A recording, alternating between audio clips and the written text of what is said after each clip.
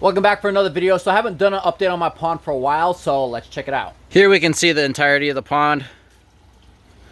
It's doing pretty good. I do have some issues that I will explain in a little bit, but otherwise you can see it's got some nice growth over there. We got the bog over there, which I believe a raccoon or something trampled all the plants over there. And then in this bog, you got a lot of plants just overgrown over there. I did actually pull a good amount of this one, I don't even know the name, in front of it out. And just in the front spot, you can't even notice, but a good amount of that came out. Got some nice plants on the right over here, I mean the left. This is growing pretty big. This bird of paradise. I don't think it's flowered yet, but you can see how big it's gotten since it's been in this spot. And then on the top here, we got all this passion fruit growing all the way up along there. So we have on here, kind of make it out, this fishing line, which is protected from the herons and the egrets from taking the fish, because I've lost some from them. And then this plant, which was all the way in the back there, you can kind of see the stem right there, that big red one. That's the main one. It started growing from over there and then just spread over the entire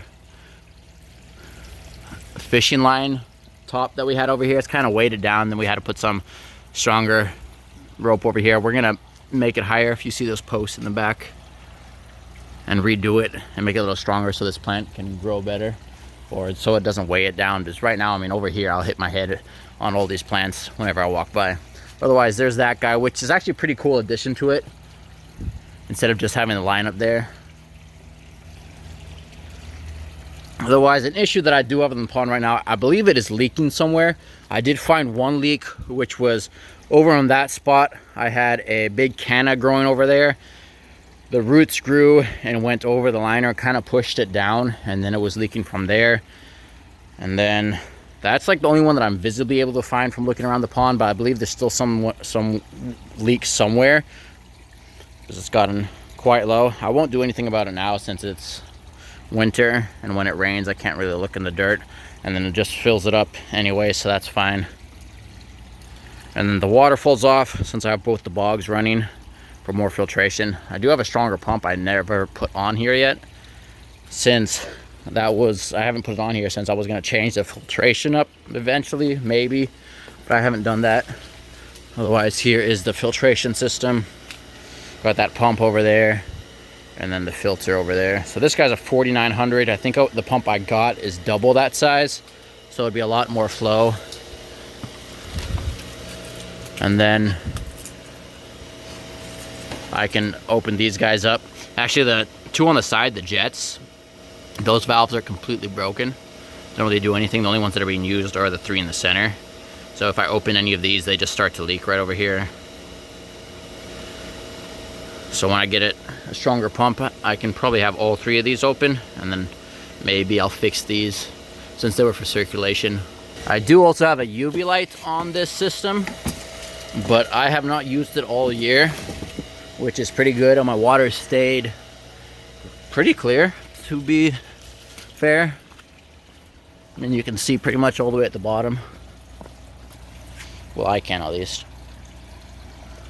The bubbles make it hard, but otherwise, I mean, the water's pretty clear. The skimmer is off. Might have mentioned that earlier, because of the fact that the water's low.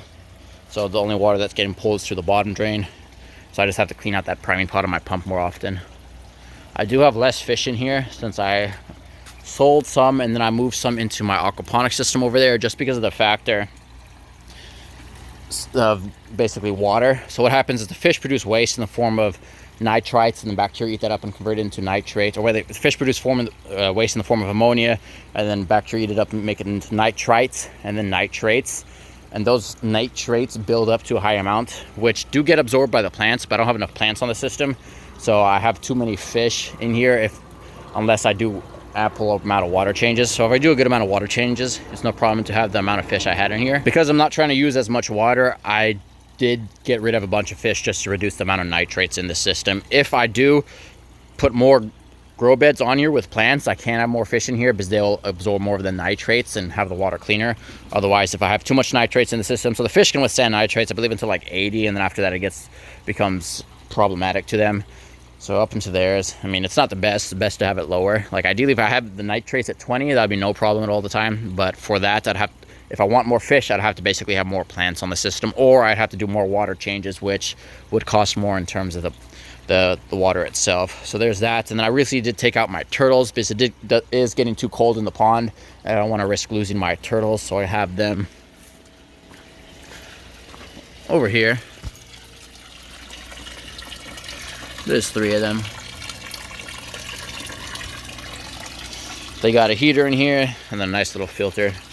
It's not the biggest, but it keeps them safe throughout the winter because I don't want to risk losing them in the pond, since I have lost some turtles before.